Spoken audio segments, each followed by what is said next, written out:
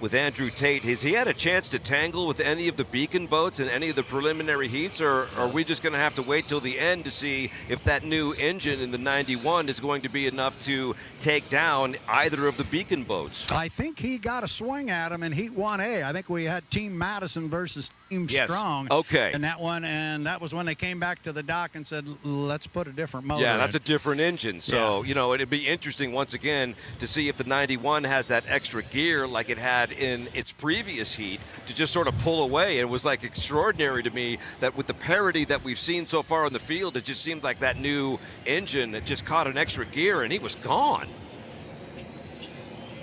All right, we are inside 5 minutes to the start of Heat 3B, thanks to the Trust Company.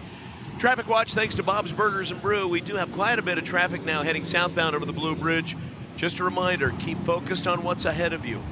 It's going to be difficult with the boats out on the water, but make sure you're looking ahead and don't follow too closely up there. We've been pretty good on our traffic watch so far this weekend. I was going to say on the rubbernecking scoreboard, this is the first year in a while that we've had, I don't want to jinx it, so I'm going to go ahead and knock on some wood, but so far no traffic tie-ups, where you see the rollers, where you see the flashing lights, where there's a situation.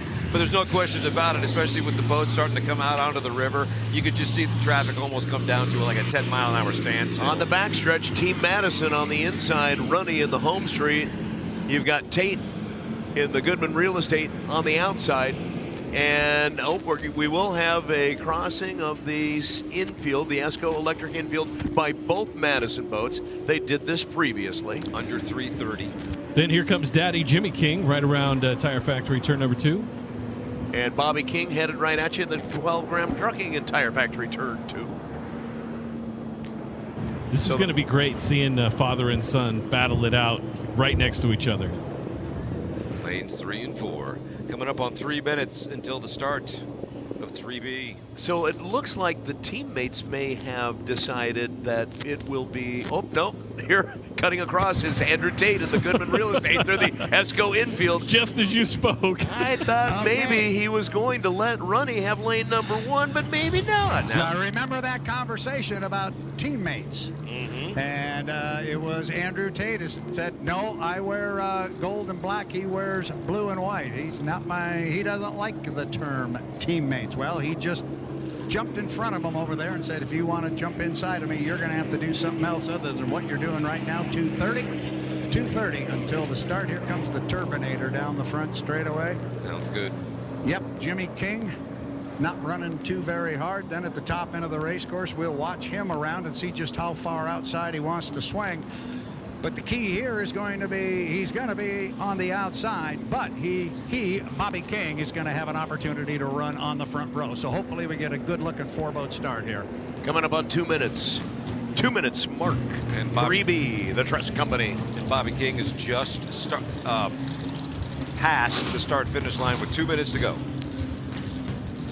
That's a tough spot to be, but he is way to the outside. You can do the math and figure out at 80 miles an hour how far you will travel in 2 minutes, and it's further than 2.5 miles. So he's going way wide. He's going to go way wide anyway. And watch, his radio guy is going to say, go out and paint those outside course markers. Honestly, he's not going quite as wide as thought he would.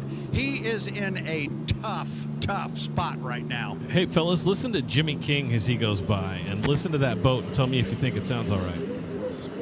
All right, meanwhile, we got the Madison boys coming down here.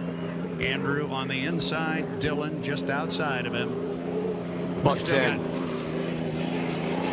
Yeah, AJ, you got something there maybe on the Griggs. Something's funny. It doesn't sound quite right, but they're heading down into all doors turn number 1, and we're inside 1 minute. Inside 1 minute. Tana Morissette just letting us know all of these drivers came out of the HRL driving league. Well, I'm going to tell you, I'm going to disagree a little bit. I thought Jimmy King sounded wonderful as he came down here in the Turbinator, 43 seconds. Sounds good around this corner. He sounded much better. And Bobby King is way up there. Yep, he's just entering turn number 3. White's Finished Furniture and Hardwoods now on the outside. So I think Jimmy King may be forced inside. On the inside, lane number 1, Andrew Tate, Goodman Real Estate. Lane number 2, Dylan Runny in the 1, Home Street. 15 seconds. Lane number 3 will be Jimmy King in the piston-powered Griggs Ace Hardware 610 KO&A boat. Lane number 4 on the outside, the 12, Graham Trucking with Bobby King. 5, 4, 3, 2, 1. Jimmy King looked early. The speed is on the inside with Tate, but right there with him in the home street is Dylan Runny as they go to all doors, turn number 1. Yeah, the 3 boats are going to get down here pretty quick. There's a lot of speed on the outside, that with Jimmy King. But the Madison boys are running 1-2 on the inside lane. Going to be Tate getting to the exit pit first. Andrew Tate has the lead coming through turn 2, and man, the home street right on his heels at number 2, and then Jimmy King right on in third, number 3. Under review is the start. Yep. We do have a jump for the 3, and now we start to hear that piston-powered boat make the noise you don't want to hear, and he's lost power on the back stretch. Good call on the sound, AJ, earlier in the milling period. Off the exit pin, Buffalo Brothers turn number 4, Tate, Goodman Real Estate in second place. The leader now, Dylan Runny, as they come on the front stretch to complete lap number 1. It's Madison versus Madison, but they're not teammates on the water right now. They're running against each other really hard.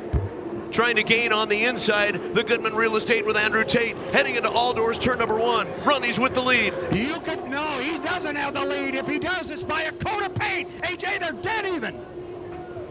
Coming around turn 2, we got in first place Andrew Tate and the U91, the U1, the blue and white with Dylan Runny right behind him in second place. Coming up in third place, Bobby King trying to catch up.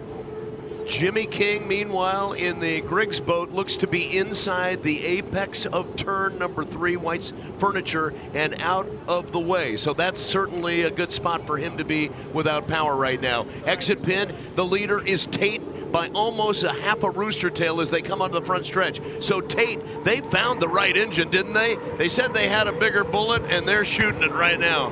Yeah, they're shooting it right now, and it is responding. Andrew Tate, U91, Goodman Real Estate.